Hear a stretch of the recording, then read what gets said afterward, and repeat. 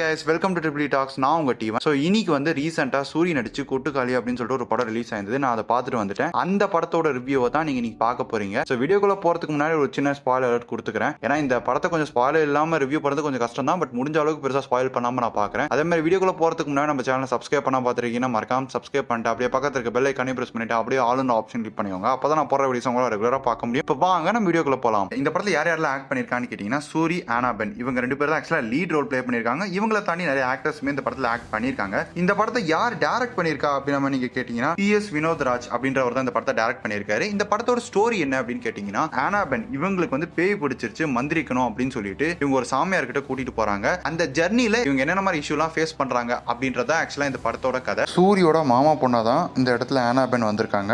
இந்த படத்தோட பாசிட்டிவ்லாம் என்னன்னு கேட்டீங்கன்னா, முதல் விஷயம் இந்த படத்துல ஆக்சுவலா பேக்ரவுண்ட் மியூசிக் இல்லாததாங்க பாசிட்டிவ். என்னது பேக்ரவுண்ட் மியூசிக் இந்த படத்துல இல்லாத ஒரு பாசிட்டிவ் அப்படின்னு கேட்டீங்கன்னா, ஆமாங்க. ஆக்சுவலா இங்க இந்த படத்துல அவங்க வெறும் சவுண்ட் டிசைனிங் மட்டும் தான் யூஸ் பண்ணிருக்காங்களே தவிர எந்த ஒரு இடத்துலயுமே பேக்ரவுண்ட் மியூசிக் யூஸ் பண்ணல. அந்த ஒரு ரீசனால இந்த படத்தை நம்ம பார்க்கும்போது ஒரு நேச்சரோட ஒரு ராவான ஒரு படத்தை பார்க்கறோம் அப்படின்றத சூப்பராகவே அந்த எக்ஸ்பீரியன்ஸ் நமக்கு கொடுக்குது. அதுவுமே ஒரு சில சீன்ஸை வந்து அவங்க அந்த லைவா அவங்க வந்து ரெக்கார்ட் பண்ண சவுண்ட்ஸ் தான் யூஸ் பண்ணியிருக்காங்க. சேவல் கத்துற சவுண்டா இருக்கட்டும், அதுக்கப்புறம் வந்து பாத்தீங்கன்னா ஒரு இடத்துல மணி ஆடுற மாதிரிலாம் சவுண்ட் வரும், அந்த சவுண்டா இருக்கட்டும் அப்படின்னு சொல்லிட்டு இந்த படத்துல அவங்க யூஸ் பண்ண எல்லா சவுண்டுமே லைவா ரெக்கார்ட் பண்ணி அதை வந்து அந்த இடத்துல அட்டாச் பண்ணது உண்மையிலே சூப்பரா இருக்குங்க. அது ஒரு மிகப்பெரிய பிளஸ் இந்த படத்துக்கு இருக்கு. அதுக்கப்புறம் நம்ம சொல்லலாம் அந்த கேரக்டர் நடிச்ச ஆக்டர்ஸ் சொல்லலாம். முக்கியமா சொல்லணும்னா சூரிய மெயினா நம்ம சொல்லலாம். ஏன்னா சூரிய வந்து அவர் இப்பதான் கரெக்டான ஒரு பாதையில போயிட்டு இருக்காரு அப்படின்ற மாதிரி தான் நான் நினைக்கிறேன். ஏன்னா அவருக்கு ஏத்த ரோல சூப்பராகவே தேர்ந்தெடுக்கிறாரு. இவர் இந்த படத்திலையுமே அந்த ரோலுக்கு அவர் ஆப்டாவே இருக்காருங்க. அவர் ரொம்பவே யதார்த்தமான ஒரு நடிப்பை தான் இந்த படத்துல நமக்கு கொடுத்திருக்காரு. அதே மாதிரி வந்து பாத்தீங்கன்னா ஆனாபென் இவங்களுக்கு வந்து பாத்தீங்கன்னா அந்த மொத்த படத்துக்கே ஒரே டைலாக் தான். அப்படி இருந்துமே டைலாகே அவங்க பேசாம இருந்தாலுமே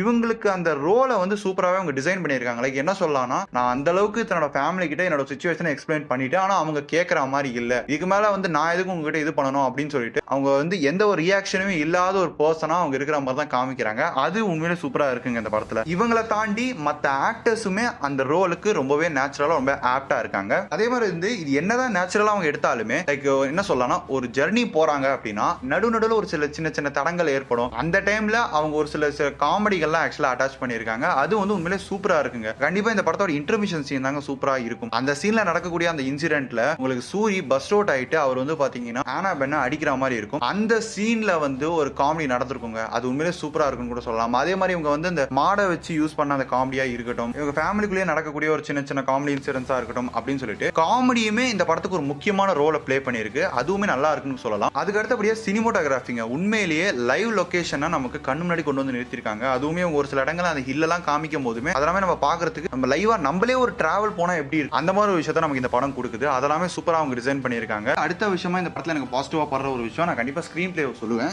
ஏன்னா இந்த படத்தோட ஃபர்ஸ்ட் ஹாஃபும் சரி செகண்ட் ஹாஃபும் சரி ஸ்கிரீன் பிளே வந்து லைக் ஒரு ஆர்ட் ஃபிலிம்க்கு ஏத்த ஒரு ஸ்கிரீன் பிளே எந்த மாதிரி இருக்குமோ அந்த மாதிரி தான் இந்த படம் ரன் ஆகுது. அது உண்மையிலேயே ஒரு படத்துக்கு மிகப்பெரிய பலமா இருக்குன்னு நான் கண்டிப்பா சொல்லுவேன். என்னதான் இந்த படத்தோட ஃபர்ஸ்ட் ஹாஃப் செகண்ட் ஹாஃப்னு சொல்லிட்டு நீங்க பெருசா ட்விஸ்ட் அண்ட் டர்ன்ஸ் அதெல்லாம் பெருசா இல்ல அப்படின்னாலுமே அந்த படத்துக்கான ஒரு ஃப்ளோ எப்படி இருக்குமோ அது அந்த படத்துக்கான எண்டு வரைக்குமே நமக்கு கொண்டு போற விஷயம் எனக்கு உண்மையிலே இந்த படத்துல ரொம்பவே பிடிச்சிருக்கு. சோ இவ்வளவு விஷயங்கள் இந்த படத்துல பாசிட்டிவா இருக்கு. சோ இந்த படத்துல நெகட்டிவ் இருக்கா அப்படின்னு கேட்டீங்கன்னா, இந்த படத்துல நான் நெகட்டிவ்னு எந்த விஷயமும் பெருசா சொல்ல மாட்டேன். எல்லா ஆடியன்ஸ்க்குமே பிடிக்கக்கூடிய ஒரு படமா இது இருக்குமா அப்படின்றது எனக்கு சுத்தமா தெரியல. ஏன்னா இந்த படத்துல வந்து பாத்தீங்கன்னா உங்களுக்கு எந்த வித கமர்ஷியல் எலிமெண்ட்ஸுமே கிடையாது. சோ இது முதல் பாயிண்ட். அந்த ஒரு ரீசனால கமர்ஷியல் ஆடியன்ஸா இருந்தீங்க அப்படின்னா கண்டிப்பா உங்களுக்கு இந்த படம் பிடிக்கிறதுக்கு வாய்ப்பு இல்லை. அந்த ஒரு ரீசனால இந்த படத்துல எந்த ஒரு பரபரப்பு அப்படின்ற ஒரு ஃபீலுமே இருக்காதுன்றதுனால பிடிக்கிறதுக்கு வாய்ப்பு இல்லை. ரெண்டாவது விஷயம் என்னன்னு கேட்டீங்கன்னா, இந்த படத்துல எந்த ஒரு இடத்தையுமே அவங்க பேக்ரவுண்ட் மியூசிக் யூஸ் பண்ணிருக்க மாட்டாங்க. அதனால நீங்க வந்து ஒரு மியூசிக்கே இல்லாத ஒரு பிளாட்டான ஒரு படத்தை போய் பாக்குற மாதிரி தான் இருக்கு. சோ அந்த ஒரு விஷயம் வந்து எனக்கு மியூசிக் இருந்தாதான் ஒரு படம் வந்து அந்த சீனை எலிவேட் பண்ணாதான் எனக்கு பிடிக்கும் அப்படின்னா அப்பேற்பட்ட ஆடியன்ஸ்க்குமே இந்த படம் ஆக்சுவலா கனெக்ட் ஆகுமா எனக்கு தெரியல. இந்த படத்தை வந்து நீங்க ஒரு